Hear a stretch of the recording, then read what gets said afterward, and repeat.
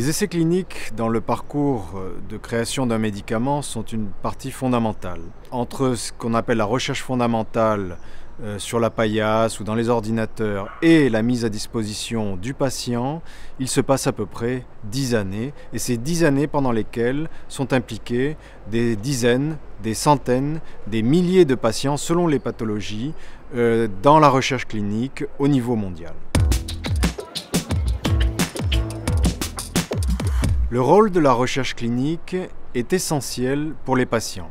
Il faut se rappeler que dans certaines pathologies où il n'y a pas particulièrement de traitement, le fait qu'il y ait de la recherche clinique dans un pays permet probablement de 3 à 4 ans avant la mise à disposition commerciale de ce produit, permet à certains patients d'accéder à des traitements qui peuvent au minimum améliorer leur vie et voire leur sauver la vie. Alors il faut quand même signaler que les essais cliniques sont un enjeu important de compétitivité pour la France.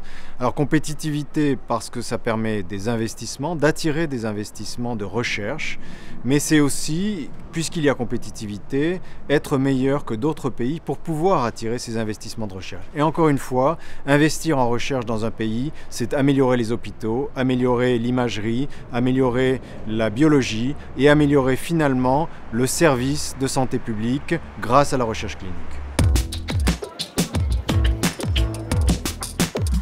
La compétition reste très importante au niveau international. La France maintient sa position dans cette compétition, mais doit rester très vigilante et continuer d'agir. Le développement du médicament se fait au décours d'un certain nombre de phases qui incluent bien sûr les phases précliniques, mais qui ensuite se font au travers de phases d'études cliniques. Et donc sans ces études cliniques, il n'y a pas de médicament, on ne peut pas arriver à l'autorisation de mise sur le marché. Donc la phase d'études cliniques est absolument indispensable dans le développement du médicament, puisque c'est elle qui va établir le rapport efficacité-tolérance du médicament et conduire à son autorisation de mise sur le marché. La réalisation des essais cliniques s'inscrit toujours dans une compétition internationale puisque aujourd'hui, elle se fait au niveau global. Donc pourquoi c'est important pour nous de défendre la position de la France au sein de cette compétition internationale?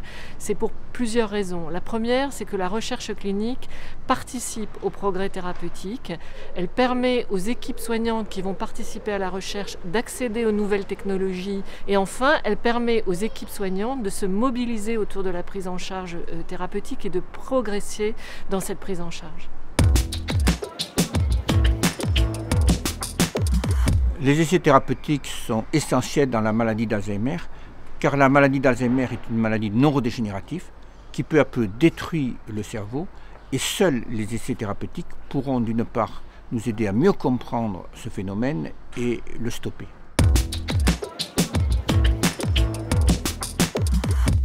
La maladie d'Alzheimer, comme les pathologies liées au vieillissement, est une maladie qui est lentement progressive, de sorte qu'on est obligé de mettre en place des essais qui vont être longs et sur un nombre important de patients. Donc c'est déjà une des premières difficultés. Une autre difficulté est que la maladie d'Alzheimer touche souvent des sujets âgés qui ont plus des troubles de la mémoire, donc il est plus difficile de les faire rentrer dans des essais thérapeutiques qui sont pourtant essentiels.